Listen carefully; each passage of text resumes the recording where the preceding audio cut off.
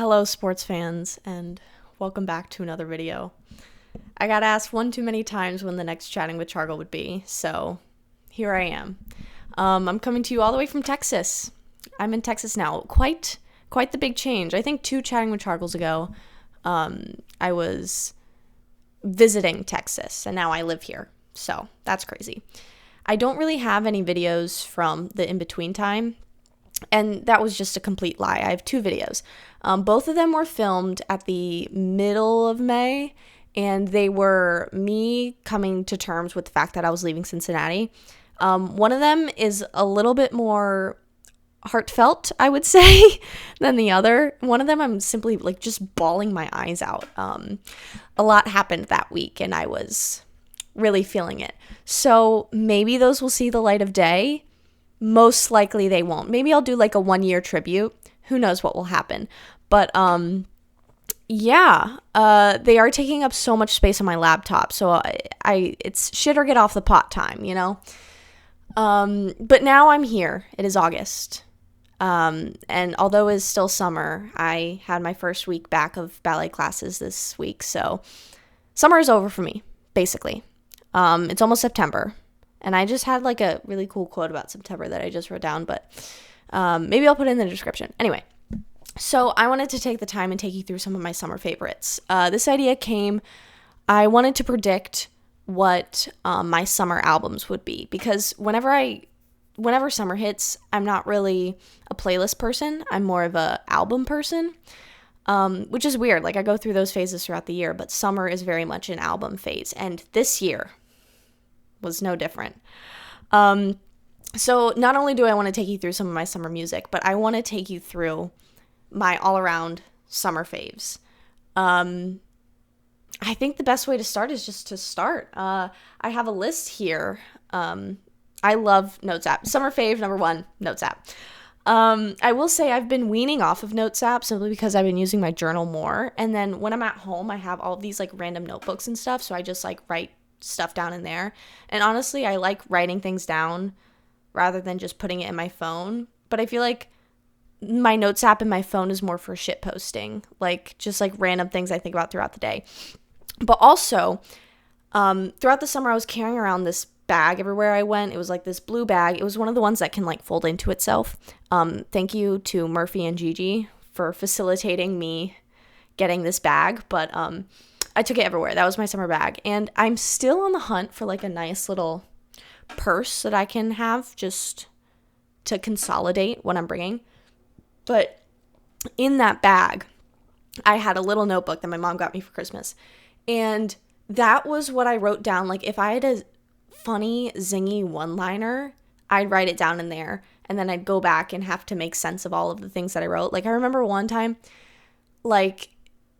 you know the phrase, I'll bear that cross? I kind of wanted to play, this is wild. I kind of wanted to play off of that and be now I've got thorns in my head, because it's you get accused of something you didn't, and Jesus, he had the crown of thorns. So I'm trying to play around with that. I'm trying to do more biblical humor, because I think that's funny. And also it's I feel I grew up in the church, so I know a lot about it. So why not flex that knowledge? And you know what? You get to connect with other people that grew up in the church. So that's been another thing. So writing things down, notebooks, stuff like that. That's always been, the past 2 years, I've been really into just, writing a bunch of stuff. But now I'm really into it because I've gotten far too many compliments about my handwriting. Not just, my cursive, every day, I write in cursive. Not just that, but, my print handwriting. When I write so that everyone can read it, I write in normal letters. I've gotten compliments on that too, so I'm feeling at the top of my game. Anyway, so I think I want to start with music, because I've gone through a journey this summer, let me tell you. It all started in March. March is notorious for me for being just a fire banger playlist, and this March was no different. Whether it's banger for you, it's I don't really care about the public perception. I make my playlist for me. But this was the month that my friend Murphy started listening to my playlist. So I had an audience, and I had to hunker down. So in March, Maggie Rogers released a song entitled Don't Forget Me. And at first I was like, oh, this is pretty good. Like I enjoy it. But I didn't really get like the full picture. I loved the album cover, and I love that it came out in March. Or did the album come out in March? I'm actually not sure. Who knows? But my April, May, and June playlists were freaking phenomenal. They were just hit after hit. They said, there's the ball, there's the tee, boom, knocked it out of the park. Okay, we were in Fenway. It was crazy. April especially, like once this weather starts to warm up, I'm a different person. I release my inner demons and I am free. And then like May hits and then suddenly I'm like awful again. I don't know how it works either. It's just weird. But April, May, and June were just fantastic banger after banger playlists. So before I went home at the end of May, I started this playlist called A Summer of Chaos. And I really wanted to channel Taylor Swift Summer 2016. She was jet setting around the world. She had her bleach blonde hair. She was with Calvin Harris, then Tom Hiddleston, and then suddenly she was with Joe Alwyn, and she was back in the studio. She was on her shit, and it was like right before she got canceled. And like she was just having multiple out-of-body experiences. Like she went to Coachella. What were you doing there? And I think later in the summer, I listened to the 2016 recap, and I don't think it was like what I lived, but I think there were elements of it. Like, I don't know, just the phrase "a summer of chaos" is so fantastic. And the summer before, Taylor Swift with the Maddie Healy drama, and then suddenly she's with Travis Kelce, and she's going all around the world, and she's writing tortured poets. Like, that was like the energy I was trying to channel. My hair looked so good. I'm gonna be so for real with you. Like, I recorded like a 30-second video, and I was like, that wasn't a good intro. I'm gonna start over, which I don't normally do. But my hair looked really good, and now it doesn't look good. So that's sad. Anyway, I am like having a feeling like I don't really like what I've said so far, so I'm not gonna refilm. But anyway, A Summer of Chaos, like that was like my vibe for the summer, and it wasn't just Taylor Swift. It was like my own personal journey over the summer. Like, this was the first summer I've taken off of ballet in a very long time. So I wanted to feel like a whole person again. I wanted to put on actual normal people clothes and not just wear a leotard and tights or pajamas. I wanted to like go out and look nice. I wanted to have my hair down. I wanted to look pretty. I wanted to wear makeup because I'm a girl and I love makeup. Like, I just wanted to feel like a real person again. And to an extent, I achieved that because I got a job working in a restaurant. And when you work in a restaurant, you don't talk about ballet, it was just phenomenal for me. And it gave me a time to, like, actually, like, sit down and confirm that I have the ability to miss ballet. Because, like, absence makes the heart grow fonder, as I've always said. Also, this is my roommate's black mango tea. I usually hate mangoes. Like, I hate eating mangoes, and I don't really like the flavor, but this is really nice, so highly recommend. So yeah, A Summer of Chaos, I did the playlist, I did a Pinterest board, and that brings me to the big thing that I loved this summer. Dawson's Creek and Pinterest. I started Dawson's Creek this summer, and let me tell you, I am Joey Potter, and Joey Potter is me, okay? Like, let's just get that out of the way now. We are the same person. Joey, yes. Yes. The way she dresses, the way she acts, her having her finding herself journey is so me. But my favorite thing to do was put on Dawson's Creek and go on Pinterest, and I make a new Pinterest board, and I title it the date. So like if it was July 5th, I'd go 070524. Right? So then I would just go crazy adding a bunch of stuff to that board. Like anything that I saw and that I liked went on that board. But then it's like, even though I made all these in such quick succession from one another, they each had their own like very specific vibe. So I can like track my progress over the summer of who I was, who I wanted to be. And I have been having a real big heart-to-heart with myself where it's like, do I want to constantly, like, does me, if I live something, if I do something alone, like if I, another one of my favorites, go to Riley's Lock and I set out a blanket and I have a cute outfit on and I'm reading, if I don't document it, did it actually happen? Well, yes, it did. And it's like, how much of this am I doing for myself and how much of this am I doing for the perception of it?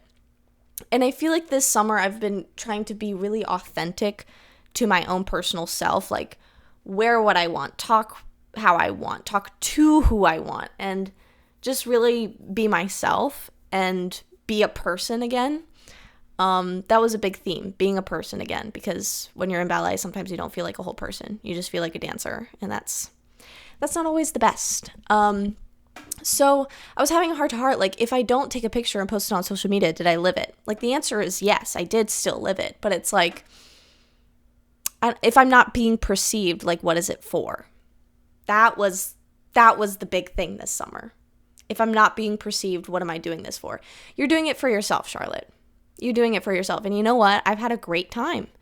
Like, I spent so much time just going to Riley's Lock and laying down and reading. And I hadn't been reading for a while, and it was like really making me sad, but I've forgotten the way how it just like opens up your mind, and like it's just a completely different muscle that you're working, and it opens up a different sense of creativity, and also like language and imagery in writing has really helped my lyricism, like when I'm writing songs. So it was fun. So Pinterest led into Riley's Lock, led into reading. So yeah. But I will say, like, even though I was on Pinterest all the time, I didn't have the urge to like go out and shop a bunch, because usually when I'm on Pinterest, it's like, I want that, I need that, I want that. But it's like I could see my own version of the things that I own in the pins that I had. And excuse me, I feel like it just helped me, you know, recategorize some of the items that I owned. Like if I had a shirt and I saw someone style it in a different way that I had never thought about it before, then I can, you know, do it for myself. Because I feel like I own a lot of basics, you know, and I don't really feel the need to do excessive shopping. I'm getting off track, but anyway, that's been fun. But I want to take you to some of my soundtrack. Let's actually start talking about music. Back to Maggie Rogers. Her album, Don't Forget Me, was on repeat this whole summer. When you talk about a non-skippable album, an album with no skips, an album that you can listen to all the way through, over and over and over again, that is one of them. Don't Forget Me by Maggie Rogers. It was fantastic. Some highlights include It Was Coming All Along, Drunk. The Kill, I think, is one of the best songs I've ever heard in my goddamn life. Point blank, period. All the Same really spoke to me as well, and Don't Forget Me. Once I heard the full album and Don't Forget Me was the closing track, like I understood what I didn't understand back in March when I had it on my playlist. So it was a great full circle moment. It is just a wonderful, wonderful, beautiful, well thought out album. And like, I love the trajectory her career has taken. Like, she grew up in rural Maryland. I grew up in Maryland. And she started off playing guitar and banjo and writing a lot of like folky songs. And then she had like a really transformative experience with like French EDM music or some shit like that. But the way that her like own personal style has maintained throughout all of like the different genres and the different like experimental production that she's tried has been very fun to watch. And I feel like this album specifically, she made it like a road trip album, or as she called it, but like I don't know, it was, especially the song It Was Coming All Along just like really spoke to me. And that being the first the first track of the album was fantastic, transformative. It's just lovely. And it's only 10 tracks, so you can listen to it in about an hour. And my drive to work was like 35-40 minutes, so I'd be able to listen to most of the album when I was going to work, and then I'd get in my car and listen to most of it back and then just play some random songs to finish out the drive. But yeah, I listened to that album more times than I care to admit, and I think the people all around me listen to songs from that album more times than they care to admit. So that was just fantastic. And I cannot recommend that. I was about to move on, but like I can't move on because that album is so fantastic. Down to the cover art, down to the merchandise she released. I need that shirt that has, it's all white and it has like the side A and the side B on the back. I need that shirt. If someone wants to get me that shirt, I will love you forever. Anyway, the next album that changed my life this summer was the new Bleachers self-titled album. Let me tell you. Modern Girl came out October 2023, I believe. Or at least it was on my October or November playlist. I can't remember. But that song immediately grabbed me. And I choreographed to that song. When I'm making a piece, I choreograph another piece while making this piece, because when I choreograph this piece, it helps me figure out this piece. And then I was doing this piece, but I was also working on Modern Girl while I was doing this piece. So it was a whole big deal. But needless to say, I've picked out like 4 songs from this new album that I want to choreograph to, and I want to make a ballet out of those 4 songs. But the album as a whole, I feel like, is some of Jack's most poignant and specific and revolutionary songwriting. Like, there's some songs on there where I'm like, but it's still so Bleachers. Like, that's the thing. Like, I feel like him working with all these pop girlies and working with these such great lyricists like Taylor Swift, Lana Del Rey, Lorde even, like, it's helped him develop his own style, I feel like. And I feel like the song where this is really highlighted is Self-Respect. I feel like that sounds like the most Bleachers, but it also feels refined in a way. Like the way the line that sticks out to me was it the day that Kobe fell from the sky, the day that Kendall Pepsi smiled. It's just like silly nonsense at times, but like it's not silly nonsense. Like, we're being so silly, but like it's serious. Like, I'm not joking. You know what I mean? So that the whole album was fantastic. Some highlights include what's the title track? I Am Right on Time. I listened to that, I think, 1,000,000 times. There was something with me in track 1s this summer. Like, I was listening to I Am Right on Time. It was Coming All Along. The One from Folklore. Fearless from Fearless. Let's see. Mine from Speak Now. Fortnight from Tortured Poet. Just like all of Taylor's track 1s. We can just get that out of the way now. Starting Over by Chris Stapleton. I think Starting Over is one of the best country albums I've ever listened to. I know my friend Murphy had a big moment with it, but I didn't really get it when she was showing it to me, but it just came on the other day. Like, it was recommended to me or something, but I listened through the whole thing on my drive home from Cincinnati, and it was phenomenal. It really was phenomenal. So a lot of track 1s this summer. And that includes Jack Antonoff, Bleachers. Bleachers by Bleachers. Let's see. That one, Modern Girl, Isimo, Self-Respect, Jesus is Dead. I liked that one. Alma Mater. That one's so good. There's another one that Me Before You. He has this like really intense, like, I am watching an 80s movie. I'm watching Pretty in Pink and they're at the dance. Like, he has such a beautiful like disco vibe. But it's not disco. It's like, I don't know, like in a dark gymnasium, something that would play at a school dance in the 80s. Or if it's like a school dance now and they're trying to be like, oh, 80s night, that's kind of what it gives. And I just love the intense, like, rat-like nature of this album. I made a Pinterest board for it because next summer I'm hoping to choreograph to it. That's a whole big deal. We won't get into that in this video. Maybe we'll get into that another time. But yeah, that album was insane. There are some ones I don't really like. Like, Bleachers for me is also very hit or miss. So, like, you gotta take it with a grain of salt. But I feel like that one was a fantastic album. Same thing, Tortured Poets. I don't want to sit here and talk about Tortured Poets the whole time because I will. But that was lovely. I'll just give you some of my highlights. Of the time. They change constantly. But Fresh Out the Slammer was one of my favorites when it came out. So Long London. Chloe or Sam or Sophia or Marcus is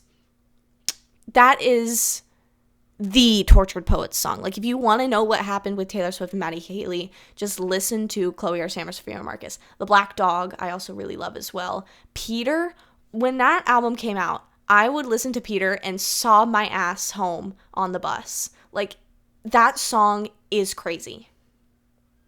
And I know some people really don't like it. The Bolter, she wrote that about me. Did you know that? Same with The Prophecy, she wrote that about me. Let's see, what else was there? Down Bad was the first one that I actually really loved. Like, when the album came out, I was like, Down Bad is my song. And Murphy and I did a TikTok dance to it. So that's all I'm going to say about Tortured Poets. We already talked about Fearless, how the title track of Fearless was my song the whole summer.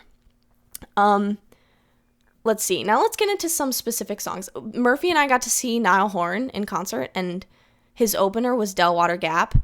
That man is so attractive. That man, look me in the eye when I say this. That is one of the most attractive men I've ever seen in my life. I'm looking right at the camera.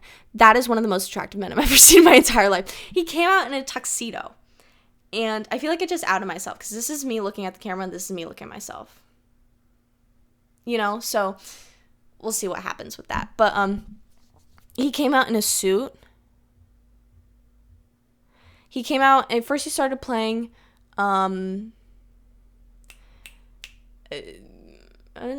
hotel 3 a.m. Will we ever get that feeling again? All we ever do is talk. That was what it was. Then he played Coping on Unemployment. So it was just like banger after banger. And no one was as hype as Murphy and I. Someone took a video of us because we were so hype. Like, we were bouncing up and down. We were screaming the lyrics. And then Perfume came on, like, towards the end of the set. And I swear to God, I went absolutely fucking feral. It was crazy. I loved it. And he closed with Ode to a Conversation. So, needless to say, I had a beautiful time. But he has been the artist I got into him in like 2019, and then I got really into him this past year. Like October 2023 was when Perfume was added to my October playlist. So I'm a diehard fan, and so I think I should be first in line to the I Heart Delwater Gap whatever fan club or something like that. Like, ooh, it was just such a good concert. He was such a good performer too, and his live vocals were absolutely phenomenal, and I was not expecting that. Same thing, like, I listened to the Bleachers live at Radio City. That was a great album too. And Jack sounds so good live. I love artists that sound even better live than they do in the studio version. Like, I can't get enough of it. So yeah, Delwater Gap was another one of my summer artists. There was this song called Letting Go by Andy McSomething. And at first I was like, I don't really like this. But now I'm obsessed with that song. And I had a little bit of a lull in my playlist. Like, my July playlist was like kind of bad. And my August playlist is not really stacking up either. But once we hit September, and October is usually banger for me, for music. But I think I'm done talking about music for now. I've been recording for like 20 minutes. So let's move on so we can be done. You know?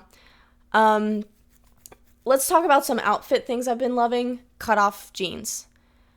Last year, the year was 2018. And that was back to school. We schlepped our asses to Urban Outfitters and got ourselves a pair of mom jeans. I don't know if that's what you did. That's what I did. So I got those in like 2018, 2019. And then like sophomore or junior year, they like didn't fit as well. Like around the thighs, they didn't fit. So I stopped wearing them. And I thought we don't need to get into this, but I thought I was the problem. I was like, why aren't these jeans fitting? And I was like, Charlotte, you've grown like 3 inches probably. And also like you're a woman now. So we had a whole big deal with that. But then I was like, okay, I'll just get new jeans. But what do I do with these? I don't just want to give them away. I thought about selling them, but then I was like, no. Because the only real problem, like I loved the waist and the hips still fit, but it was just like the thighs that were too tight and I just like couldn't function. So I was like, okay, like what would happen if I just cut these off? Like cut off the legs and made them shorts. I did that with my pair of blue jeans and I absolutely loved them. They were like a beautiful length. I think I cut them a little short, but they were just wonderful. And like that's the thing, like the waist and the hips were like what I loved about the jeans. Like, it just looked so nice. So I just cut off the legs, and now I have a beautiful pair of shorts. So that was last year. This year I was like, okay, I'm gonna take the plunge. I'm gonna cut my black shorts. But this time I wanted to cut them a little longer, and then I added little slits on this. I'm actually wearing them now. But when I tell you, I lived in these shorts all summer, and I cut a little slit on the side. They don't really look as good on camera, but let me tell you, in person, I cannot tell you the amount of compliments I've gotten in these pants. My father complimented me in these shorts. So that's how you know they're good, when the dad approves. So yeah, that's been one of my favorites this summer. I've been leaning away from my jorts that I have because I looked in the mirror one time and I was like, these look like I'm wearing like a boat for pants. It's just not fun. So I'm having a moment with those. I think I just want them to shrink in the wash a couple more times. Because every time I pull them out of the laundry, they get like a little bit smaller. And I'm like, this is what I need. I need to keep doing this. But I'm also deciding how I feel about the rolled over, like when you have jeans and you roll over the top thing. Young people know what I'm talking about. Where like you unbutton it and you like roll over, whatever. I'm thinking about that because those pants, like, if I roll them over once, they fit perfectly. But I don't know how I feel about how they look. Maybe we'll try them out sometime this week, and I'll get back to you. But that was one of the things I've been loving. Another thing was work fits. So once again, I worked at a restaurant this summer, and I was a hostess. I used to be a busser. And now that I've seen how the other half lives, I don't think I'll ever go back. I got to go to work, and I got to look pretty, and I got to greet people when they were nice and happy and about to sit down at their table to have a beautiful lunch with the people that they love. So I loved them. They loved me. So I got to like actually dress up for the first time in a while, and I got to like look nice and feel nice and like really take pride in the way that I looked and the way that I dressed. So that was fun. And I got to wear a lot of clothes that I haven't worn in a while. And I actually got to see what I liked wearing and what I didn't wear. Because when I was at Cincinnati, all I did was go to ballet, go home, go to sleep. And I never really went out a bunch. And when I worked, I had a uniform. So I never got time to like experiment with the clothes that I had. But now this summer I did. And I got to experiment with dressing for a hotter climate. And now I'm in Texas. So you see how that worked out. And I got to understand like what heat could I withstand wearing pants and working in jeans and stuff like that. So, and I realized a lot of my nicer tops are like knit and really warm. So that's going to suck. That is really going to suck. So we'll see what happens with that. But that was another thing that I was loving this summer. I only got one new article of clothing, and it was like this, again, it was another knit thing. It's not this shirt. Don't worry. I've had this since 2018. But this is from Ann Taylor, the outlets. When I'm going thrifting, let me let you in on those. When I'm going thrifting, I'm looking for Ann Taylor. Point blank period. Vintage Ann Taylor, or like not even vintage. What's the cutoff for vintage? Is it like 30 years? Oh my God, were the 90s 30 years ago? That's crazy. When you're at a thrift store, 90s Ann Taylor, that's what you're looking for. They have some of the best stuff. Like women's wear was absolutely crazy back in the day. Anyway, so I got this shirt. It's like almost like a turtleneck. It's like green, and it's got a white stripe and then a black stripe, and then it finishes with green. I tucked that into some black jeans. I looked phenomenal. I want to get my jeans tailored. Have I told you guys about that? I have these 2 pairs of jeans that I got secondhand. I get all my clothes secondhand now because I'm worried about the environment. But this is why I don't wear this shirt. Look at this. Anyway, but I want to get them tailored because they fit well, just not well enough. And I tried to tailor my jeans this summer, and it didn't work. It almost broke my sewing machine. So that's it. Last couple things I'll talk about. A French twist. Now, for the longest time, I did not know how to do a French twist. And then Nutcracker came and went. Cincinnati Ballet's Nutcracker. I did a French twist every show for like 13 shows. And then I knew how to do one. And now I can do it where like I just have like 2 of these little clips holding up my hair. I love these clips. You can get them at Target. You can get them anywhere. I highly recommend. You do anything with those clips. They're so good at stabilizing. So I do a French twist, and usually I use 3 clips. But I could do it at the drop of a hat. And it's just such a nice, elegant way to put up your hair, because I'm the type of person where I don't like having my hair slicked back. It's too much of a forehead moment. Like without a part like this, you know? But the French twist, you could do it slick back and like have a middle part still, and you just look so nice, so elegant, and I feel like it really works for me because I heard on TikTok this summer that the way that you looked best is when you dress according to your Venus sign, and I'm Aquarius Venus. So I looked up Aquarius Venus. Little did I know Taylor Swift is also an Aquarius Venus, but that is besides the point. I looked up Aquarius Venus, and it's like very much like classy, elegant, almost business wear like, and like the French twist is the business wear classic elegant hairstyle. So I've been really leaning into that summer, and you can like make it so casual too. Like it's just like when I don't want to have my hair in my face, that's what I do, because also when you have the clips, it doesn't like hold your hair in a bad way. It doesn't like put the little dents in your hair. If anything, like since it's twisted, it like makes it nice and wavy like it kind of is now, but my hair is so nasty and disgusting, so don't look at it. Yeah, so French twist with clips has been big for me. And also, like, this summer when I would take ballet class, like, I wouldn't, like, do my hair beforehand. I felt so, like, pro lazy girl, contempt Juilliard, like, I am that bitch this summer.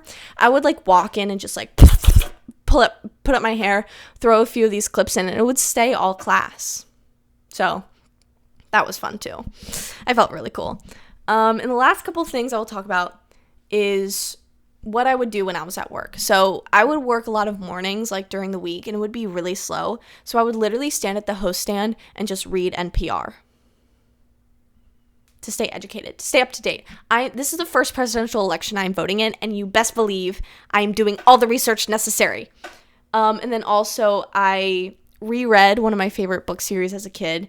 It's called The Land of Stories, and I had never finished like the third book that I had, so I finally finished it this summer, and it felt so good.